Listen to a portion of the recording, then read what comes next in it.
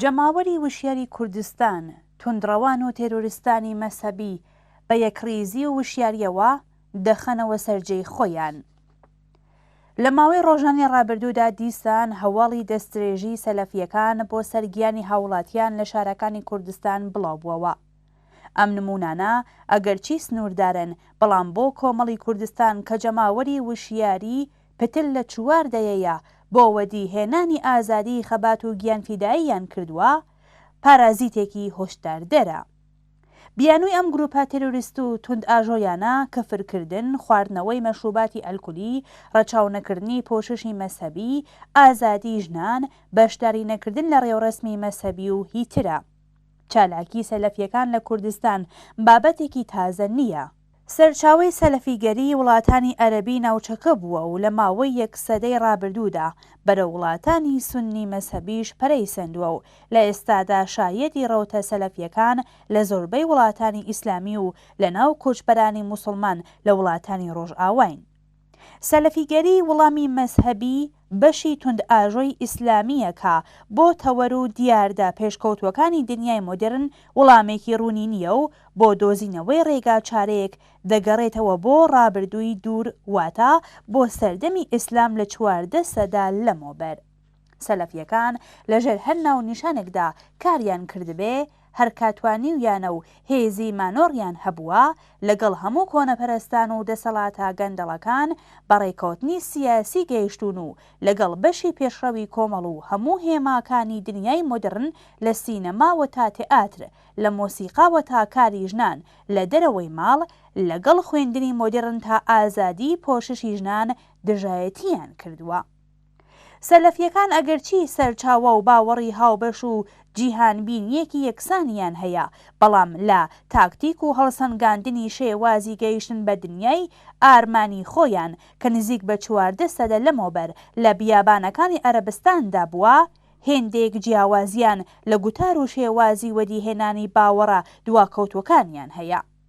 ئیدئۆلۆژی جەهادگەرایی سەلەفی ئیلهام بەخشی زۆرێک لە گروپە چەکدارەکانی وەک ئەلقاعیدا، تاڵەبان و داعش لە دەستپێکی سەدەی 21دا بووە. بەراورد کراوەکە سەلەفیە جەهادیەکان کەمتر لە 1% گشت جەمعیەتی موسڵمانان پێک دێنن. دیارە ناساندنی سەلەفیگەری لەلایەن کۆماری ئیسلامی ئێرانەوە بەشێک لە دکتۆرینی سیاسی و کێشمەکێشی ژئۆپۆلیتیکی شیعەیە بەڕێبەری ئێران دژ بە مەزهەبی سونی بەڕێبەری عەرەبستانی سعودیکە، ئەوەش خۆی بەشێک لە شەڕی سارد و گەرمی ئەوان و گروپە نیابەتیەکانیان دژ بە یەکترە. بەڵام سەرڕای ئەم دژایەتیانە کۆماری ئیسلامی لە کوردستان بە ئاشکرا لە جموجۆڵی سەلەفیەکان چاوپۆشی دەکات. مەترسی و دوژمنی سەرەکی بۆ سەلەفیەکان بەشی چەپ و سێکۆلاری کۆمەڵ، ژنانی ئازادە، سۆسیالیستەکان و ئەو ڕێکخراوە و ناوەندانن کە خوازیاری بەرابەری و عەداڵەت لە ناو کۆمەڵدان و هەوڵ دەدەن خۆیان لەگەڵ ڕۆتی گۆڕانکاری زانستی و ئینسانی لە ئاستی جیهاندا هاو ئاهەنگ بکەن. ئەگەر کۆمۆنیست و سێکۆلارەکان، سۆسیالیستەکان و نوێخوازان و مۆدێرنیستەکان پشت بە توێژ و چینی وشیاری کۆمەڵ دەبەستن، سەلەفیەکان لە هەنگاوی یەکەمدا هەوڵ دەدەن توێژە هەژار و بێبەشە پەراوێزنشینەکان لە دەوری خۆیان کۆبکەنەوە. سەلەفیەکان بەو توێژانەی کە ژیانی ئەمڕۆیان دژوار و تاقەت پڕوکێنا، بەو ئینسانانەی کە دنیایان لێ بووەتە جەحەنەم، وادەی بەهەشت و بەختەوەری خەیاڵیان پێدەدەن. بەڵام سەلەفیەکان تەنیا باس لە بەختەوەری لە جیهانێکی دیکەدا ناکەن، چون بە وادە و بەڵێنی بەهەشتێکی نامەعلوم ناتوانن ژمارەیەکی بەرچاو لە دەوری خۆیان کۆبکەنەوە. هەر بۆیە هەوڵ دەدەن بۆ کێشە و گرفتەکانی ئەمڕۆی جەماوەری بێبەش و پەراوێزنشینیش وڵامێکیان هەبێت. ئێخوان موسلمین سونەتەن ڕێکخراوێکی نیمچە کۆمەڵایەتی بۆ خۆی ڕێک خستووە و لە چارەسەرکردنی کێشەی ڕۆژانەی خەڵک لە نەخۆشیەوە تا مەرگ، لە پێکهێنانی تۆڕی خزمەتگوزاری پزیشکی، ماڵی، نیشتەجێبوون و تەنانەت خۆراک بۆ هەژاران بەشداری دەکات.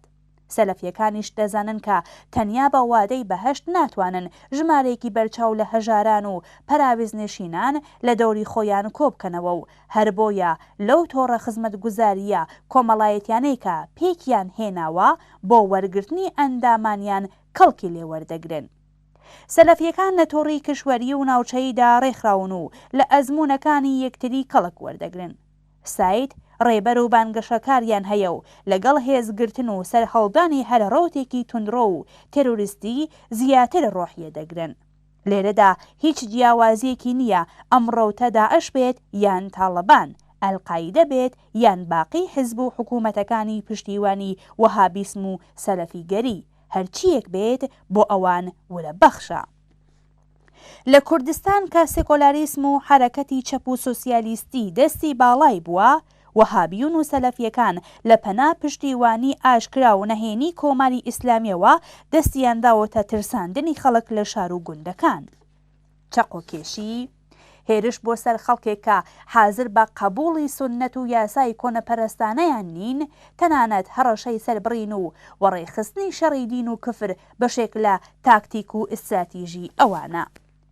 ئێمە خوازیاری کۆمەڵ و دەسەڵاتێکین کە ئاین بە بابەتی شەخصی خەڵک بناسێنێت، هیچ ئاینێکی ڕسمی لە وڵاتدا بوونی نەبێت، فێرکردن و یاساکانی وڵات لەسەر بنەمای هیچ مەزهەب و دینێک نەبێت، ڕوحانیەت لە پشتیوانی ماڵی دەسەڵات و ماڵیەتدەر بەهرەمەند نەبێت، ئازادی دینداری و بێدینی بە ڕسمی بناسرێت و گشت هەڵاواردنێکی مەزهەبی دژ بە هاوڵاتیان هەڵوشێتەوە. ئێمە باوەڕمان بەوەیە کە لە کۆمەڵگەیەکی دموکراتیکدا کە مەزهەب بابەتی شەخصی مرۆڤەکانە و دین دەخاڵەتێک لە بەڕێوەبردنی وڵات و جەماوەردا ناکات، هەموو باوەڕە باو و مەزهەبیەکان، هەموو باوەڕە سیاسیەکان کە ئازادی بێشەرت و مەرجی سیاسی و مافی سەرەتایی خەڵکیان قبول کردووە و بەڕسمی دەناسن و نایان هەوێ بە وەڕێخستنی شەڕی مەزهەبی خۆیان بەسەر خەڵکی تردا بسەپێنن، دەتوانن ئازاد بن. خەڵکی شەریف و وشیاری کوردستان کە بۆ وەدی هاتنی ئازادی و هەڵوشاندنەوەی هەموو جۆرە هەڵاواردنێک خەبات و گیانفیداییان کردووە، توندڕەوان و تێرۆریستە مەزهەبیەکان لە هەر شکڵ و قماشێکدا بە یەکڕیزی و وشیاریەوە دەخەنەوە سەرجەی خۆیان. خەڵکی شەریف و ئازادی خوازی کوردستان و جەماوەری کرێکار و زەحمەتکێش ڕێگە نادەن لە دوا ڕۆژی ڕووخانی کۆماری ئیسلامیدا دیکتاتۆری و کۆنەپەرستی سەلەفیگەری جێگای کۆنەپەرستی شیعە بگرێتەوە و نیزامی فکری و سیاسی وەک داعش و تاڵەبان بە زەبری تونند و تیژی بەسەر خەڵکدا بسەپێت.